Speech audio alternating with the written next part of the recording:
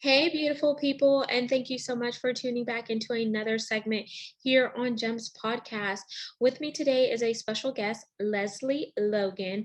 And y'all, she is a fireball. I chatted with her a few minutes before hitting record, so I am so excited for you to get to meet her. But let me tell you a little bit more about Lesley's background. And for those of you that may be new to the community, I am Miss Genesis Amaris Kemp, the founder and host behind the platform. Lesley Logan is a certified Pilates teacher, breathwork, habits, and mindset coach.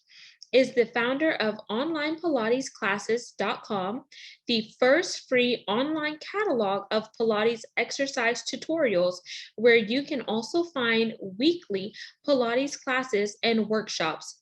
Teaching Pilates since 2008, she has run multiple studios, has trained hundreds of people to become teachers themselves, and has taught thousands of students. When not teaching from her studio in Las Vegas, she's hosting her podcast, Be It Till You See It, or traveling the world leading Pilates retreat. How cool is that? Traveling, doing something that you love that gets your body looking like, ooh, wee. So without further ado, let's welcome Lesley Logan. Thank you so much, Genesis. It's so nice to talk to you on the record now. You're an amazing person and you have so much energy. So thanks for having me. My pleasure, Lesley. And we're going to jump into the connection part of the segment first. So, there are two ways to get you connected with the community. So, we could do an icebreaker or a rapid fire 10-question game. What are you in the mood for? Oh my goodness. I think I want the rapid fire because it's such a challenge to just answer. Okay, here we go. We're playing rapid fire with Lesley and Genesis. Do, do, do, do, do, do. Question number one. So I see you are very artistic, bubbly. You just have good energy and vibes. So my first question for you is, what is your favorite tattoo? Oh, on myself? Yeah. Okay, great. So I actually I wonder on my hand. If you're watching the record, I have it on my hand. It's on my thumb. I'm left-handed. So it's literally where I can see it when I'm writing to remind me like, what am I want, like to wonder more. Okay. Question two. What's your favorite color? Purple. Question three. What's your drink of choice? Coffee, tea, or something else? Coffee with collagen. Question four. If you could have a Pilates retreat anywhere in the world and money was no option, where would you be headed? Well, I love where we have it already, but I would definitely do Fiji because like we all need to go to Fiji. We all need to go to Yes. Fiji. If money's no option, we're going to Fiji.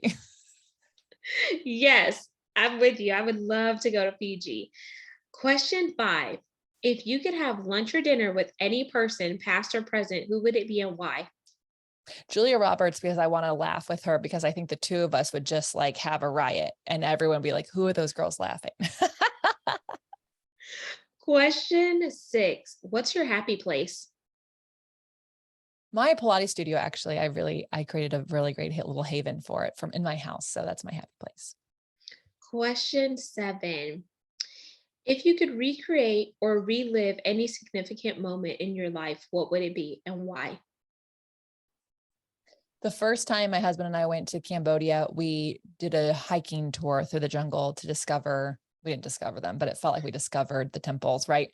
And so I would love to relive that moment just because seeing things for the very first time that are that majestic, it just is humbling and an honor and a true gift. Eight. Marriage is a beautiful thing. What is one piece of advice you would give to someone who is thinking about embarking their marriage, or they may already be married, but they just want to spice it up and keep it saucy? Because sometimes people lose themselves in marriage. Oh my goodness. You know, I don't know that this will spice things up. It'll definitely keep you from fighting, which could also like have the reverse effect. So you're not getting, it'll be nice and spicy. Let your partner be themselves. If they're going to be late to things, let them be late to things. Tell them things start earlier. Like, don't get into little fights over things about like being late because that does keep things from being spicy. It also makes things not so fun to be married. Yeah, I love that. I would agree there because You still are your own person, but you're just doing life with someone together. And you still have to respect that person as an individual because before they were with you, they were doing their own thing. And we're meant to complement each other and then we complete each other afterwards. Well, and also that's why you fell in love with them, Yeah. whoever they were. So don't change them. Question 9. Would you rather a dream car, dream home, or hell? Let's go big and have both. I want both because if I can have both, like who wouldn't want both? Yes, that's my choice too. I'm like, I want it all. Want it all. Question 10. It's the pass or play question. And here are the rules. If you pass, you get to ask me a question. If you choose to play, I ask one last question to wrap up rapid fire. So, do you want to pass or play? I want to play. Okie That's why I get dokie. to ask you a question, right? No, pass. No. Oh, then Okay. pass. I want to pass. Okay. What's your question, girl? Okay. I mean, did you guys decide to find out the sex of your baby or are you going to be surprised? Yes, we found out the sex. Are you sharing? Or are you keeping it to yourself, but you know? I can share. Okay. What are So you having? we are having a beautiful Miss is inside. Oh my God. That's so fun. Oh my God. So fun. Okay. I always like to know because it's so fun to get excited. So I'm sure Yeah. you can keep the name to yourself, but I just want, if you are someone who like wants to keep it a secret and make it the ultimate surprise in life, that's what my friends say. Or if you're like, no, we're planners and we want to know.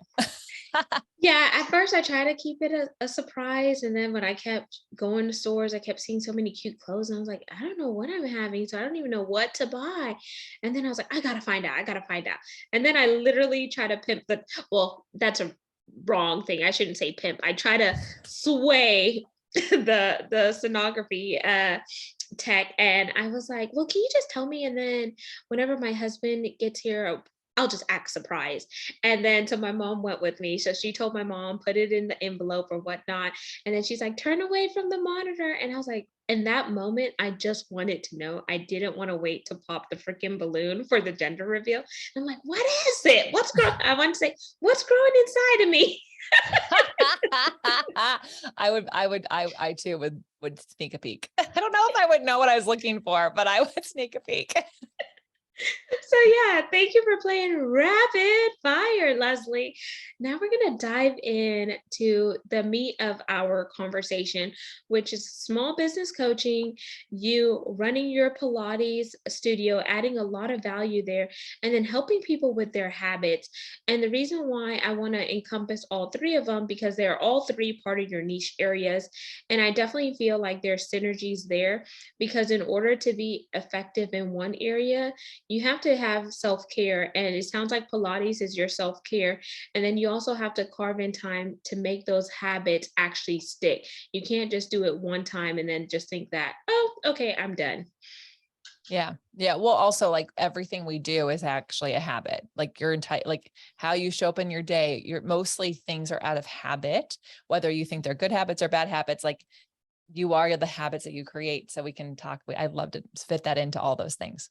Yeah, so let's start with small business coaching. And the reason why I want to start there is I want to know what led you into this space. Oh, it's a great question. Like most of the things I do in my life, I kind of fell into it. I was teaching Pilates for another company and my boss was asking me, are you getting so many clients? And I was like, isn't that my job? Like I'm not supposed to sit here. I'm supposed to teach people, and to teach people, I have to tell them to do Pilates. So I actually started watching how most Pilates instructors were operating in their first time sessions. And I realized a distinct difference between what I was doing, what they were doing. And I created a workshop. That workshop had me flown all around to teach other studios how to do the exact same thing. And then I was asked to manage the studio that I was then working for because of my background and just running retail shops. And what I realized is I couldn't hire most of the people I was interviewing because they were sold a training program that wouldn't work, didn't teach them everything. So I found myself writing a book and creating courses and workshops so that I could really have more people to hire. And then eventually after that 7 years of doing that, I went out on my own and I've been coaching hundreds of fitness businesses around the world for almost 8 years now. Wow, that's incredible. And it's always amazing to hear the back end parts of the story because I feel like sometimes whenever we go through life, people see our successes and they want to put us on a pedestal, but they never take time to understand how we started or how we got to where we are, which that shows like the struggle, man. It shows the hustle and bustle. It shows the grind, the tenacity, the resilience, and etc. So, just let me back up here. Did you always know you wanted to be in the fitness space? No, which I mean, I guess like I was always a very active child. I was an athlete in high school. I didn't do any athletics in college, even though I would run. And then I got back into athletics after college. But I, I kind of just I get a little obsessed with things and I dive all the way in, and then people suggest that I can do it for a living. So it's kind of this pattern I have, but I do thank you for highlighting that the beginnings. And I would say like, pay attention. If you're listening to this, how can this be for you? Pay attention to the questions people are asking you, because those questions are things people think you're an expert in. Yeah, I like that. And I like that you're so open and honest because people want that. I feel like too many people right now in today's society is just trying to go with the movement instead of just taking a step back and analyzing, who am I? What matters to me and how can I show up? Which goes to your statement of pay attention to what people are asking you because they're asking you questions that are based on your zone of genius. But if we overlook that and we don't follow our gut instinct or that discernment or intuition, then we're missing out a part of who we are. Yeah, 100%. And with Pilates, I love how you took business coaching, you came up with a bomb plan. Well, let me not say bomb, y'all. Don't get me off the air. You came up with a banging plan to help you make your business work for you. And then you incorporated Pilates. So it was like the synergies were there because you were already doing it. And it sounds like you really enjoy and have fun doing Pilates enough to like go all over and have these retreats. So when you got introduced to Pilates, did you have any struggles with it, or did you feel like, I don't know if this is for me, but I'm going to try it out? Oh, great question. So, I actually was invited to my first Pilates class by a girl that worked for me when I was running a store in retail. And she's like, come do Pilates with me. And I said, that is some BS fitness. Like that's an infomercial workout. It doesn't do what it says it's going to do. Like no infomercial does.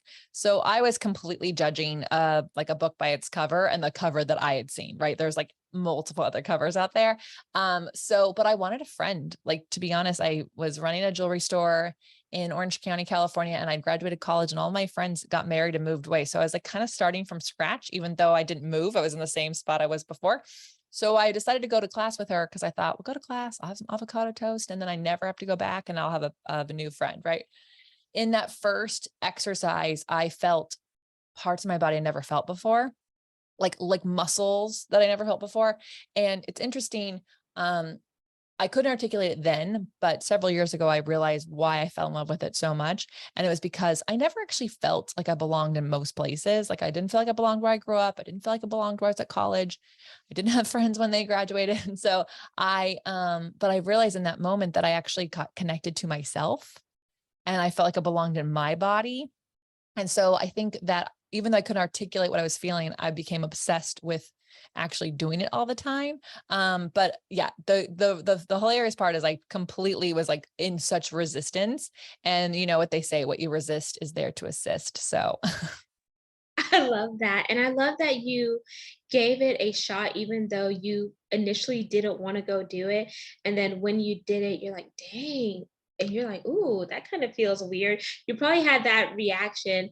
And then after the fact, you're like, oh, I actually feel good. Like this did some good to my body. And then you're like, okay, if I could do that, let me build up a habit. So then that probably led you to having a habit of going to Pilates more. And out of that habit, you birthed something where you're now helping people rinse and repeat and do the same thing. Would you say that's a good segue there for that oh, habit? I think it's a great transition. I love it. I'm with you. So let's talk about how you built the habit to go back to Pilates. And did you have to put your money where your mouth is whenever you told her, okay, I actually like it. Low key, I really like it. She didn't hold it against me, but what I will say is, it wasn't as difficult to build the habit. And I'll tell you why, because there's science behind this.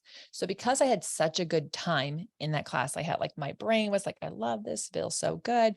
Our brains are conditioned to lean into anything that brings us pleasure and run away from anything that brings us pain.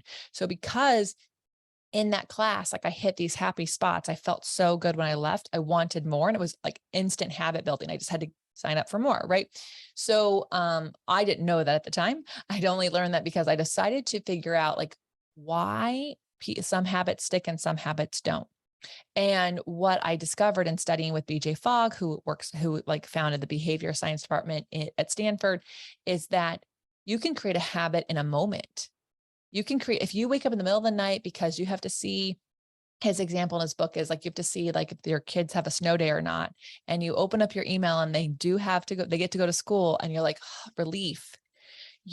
And you then check your email every day after that. You created a habit because your brain felt relief. And so it's literally every night waking you up to check your email to search for relief. Right. And so that's why there's not really like good habits or bad habits, because all of them are bringing something good to your brain. And so when you are trying to create a habit in something, the important thing, and this is for my overachievers and perfectionists that are listening, the important thing is not to get mad at yourself when you make a mistake, when you miss a day, when you can't get to the thing. The important thing is to celebrate that you even thought about it, to bring a lot of dopamine and emotion and positivity to the thing you want to create a habit around, because your brain is literally like, oh, let me do that again. Oh, let me do that again. It's going to find little ways to do that thing. It's like playing video games. All of a sudden you find yourself playing a video game while you're lying at Starbucks. Why? Because something about that game makes you feel good. So then you start finding out ways, like while you're cooking dinner, I got 5 minutes watching this water boil. Like that's how habits are created. So pay attention to what you're excited about. I love that. And I don't know when you were talking, and all of a sudden it just kind of made me think about that one part of Legally Blonde whenever she said, um, working out gives you endorphins, and happy people just don't kill their husband. So I know it wasn't her. Like, Right. 100. That movie is one of my favorites in life. And she is correct. I mean, I don't know if they haven't done science on it, but I would say she's correct. The happy people at least don't have a habit of killing their husbands. Another question regarding habits, because we know that some people, whenever they submerge themselves in something new, like they're trying a new fitness program, sometimes they try it one time and then they're like, oh, okay, I like it. And then they'll do it 5 times, and five to see if it's something they're going to stick with or they're not, or they're going to forego. But then whenever you're building those habits and you're getting involved in it, how can we think about it from a holistic standpoint? Because in order for a habit to really stick, you should have some form of emotion to it. So Mhm, you should have some physical win that you're getting. It mhm. should be connected with you mentally, Yeah. spiritually, and just kind of go with all of them, mentally, physically, emotionally, and spiritually. And I think that helps you formulate, okay, is it worthwhile in order to keep doing it, because these are the results that you're getting. Would you say that you feel the same way, or do you disagree? Well, I actually would love for everyone to think about it in all those categories. I think I think people would probably find some better habits, that way. But I think in the very beginning, you just have to make sure you want to do it. And that's key. And I know that sounds so simple, but like, I know a ton of people who are like, I want to run a marathon. And I'm like, why? And like, well, cause I feel like I should run a marathon once in my life. And it's like, for some people that could be holistic, spiritual and mental and all those things, because it is all those things when you run a marathon. Did that, don't need to do it again. But but a lot of people also choose things based off like, oh, they heard so and so did that, and they maybe have the energy or strength that that person is wanting to have, so now they want to do it. So first, just make sure you want to do the thing that you're saying you want to do. Actually ask yourself, like on a scale of 1 to 10, why do I want to do this? What am I expecting this to give me? And then the next thing you have to do is actually get a little more holistic and mental about it. Do I have the ability to do this thing? Do I have the ability to go run 10 miles tomorrow? If no, then that doesn't mean you can't run a marathon, but we need to bring the habit to something you actually can do so that you're actually being kind to yourself and being holistic around it. And so a lot of people get annoyed because James Clear, BJ Fogg, all these top habit scientists, they're talking about like, just put the shoes on. And like, that's not going to help me get to my goal. And it's like, yeah, but getting mad at yourself for not doing something is also not going to help you get to your goal. So the holistic spiritual part of, you said it, celebration. We are live in a society today where we do not give ourselves credit for anything that we did. We are like, I wasn't the fastest. I didn't do it for as many minutes I said I would do. I didn't do it all the days. I didn't, like, we focus on all the things we didn't do. But if you focus on what you did do and you celebrate that, like you were having a little one, right? So when your little one takes their first step, you are 100% going to be so excited about it. Is that first step going to be pretty awesome? No, they're going to stumble. Their hands are on a table. Their foot's going to be turned in. They're going to be shaking around. Like, it's not balanced. We don't go up. That wasn't good enough.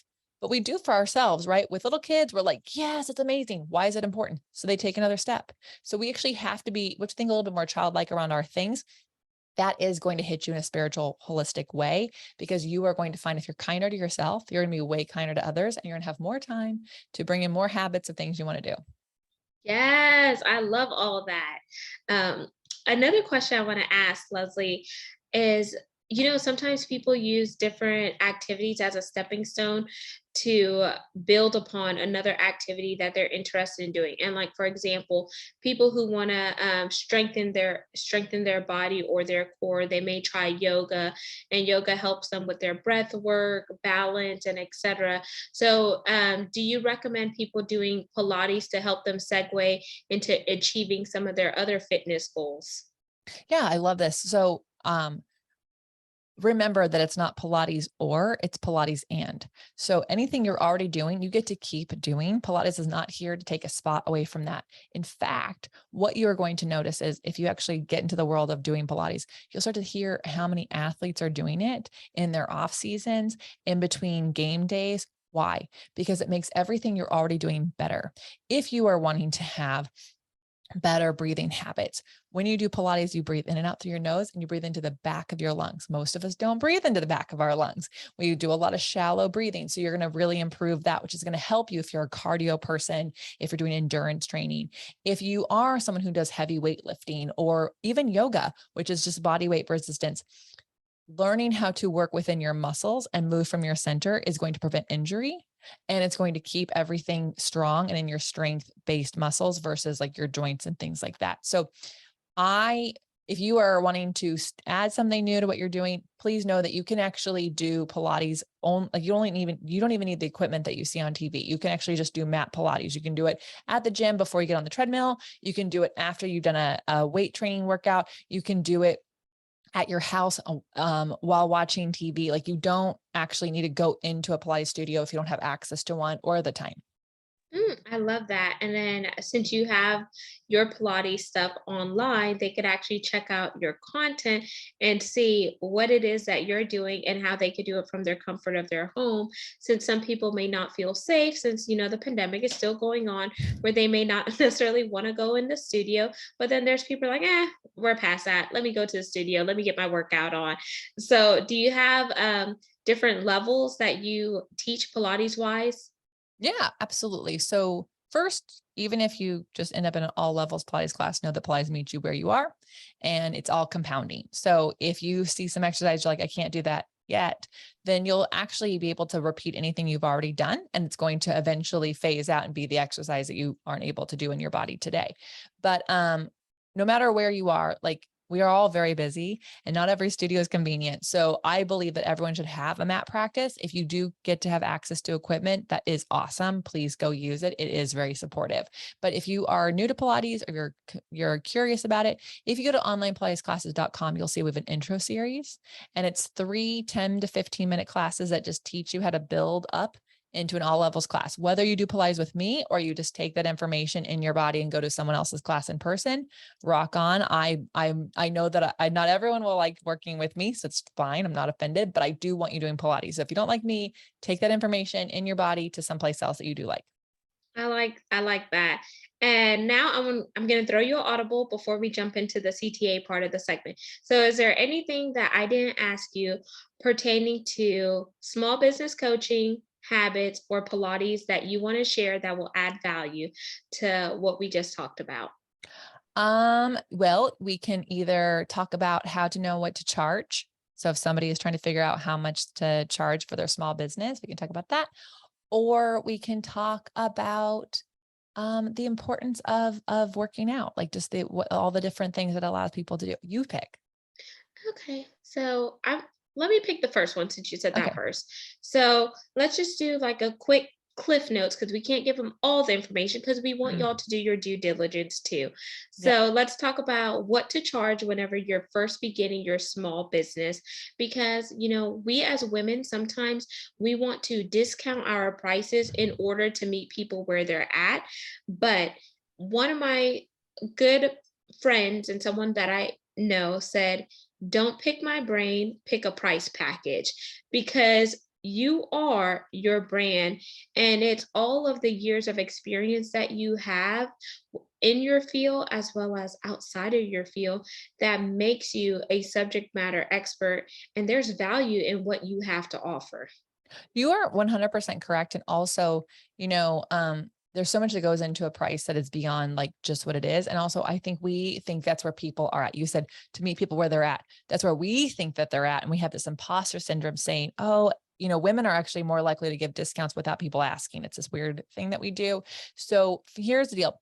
If you are in the service-based business, meaning your time, what you offer is time, right? And whatever that service is based on time, this is going to work for you. If you're doing products or other things, then you can use this to figure out what your hourly rate is. So you know how to hire people because they should all be less than what you're charging for your time. So here's how it goes.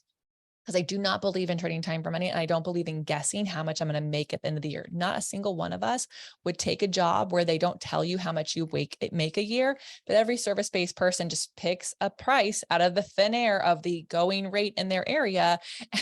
And then they're like, what did I make this year? We have to wait till you do taxes. That is weird. No one would sign up for that. So here's how it goes.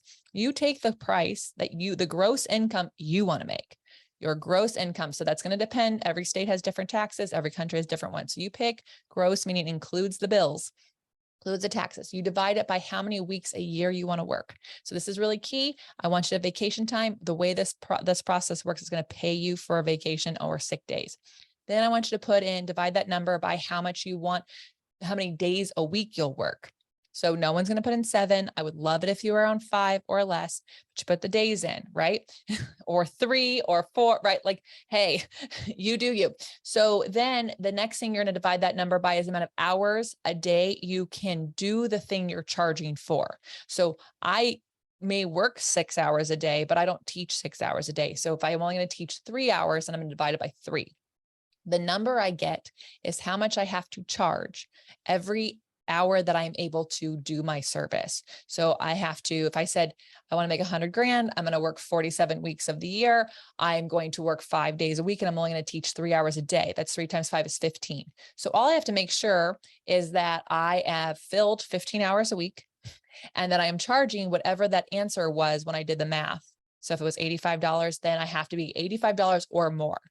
And if you can get to more, that means you can have a week where you maybe only have 14 or 13. And what that does is you never have to go, oh, I have to work more before my vacation. No, you work the same amount because as long as you hit 15 hours every week for 47 weeks of the year and you charge more than that answer was, you are going to make the gross income you said you want to make. So that's how you know what to charge. I love that. And if you would not mind, can you email me that formula? And I'm going to put it in the show notes because some boss out there definitely needs to hear. And when I'm talking about boss, right now, I'm going to support the women bosses out there who are baddies in your area that you need to level up your prices and as well as, the men too. You're Yeah. you're our ally, so I'm supporting you too because you don't know what you don't know.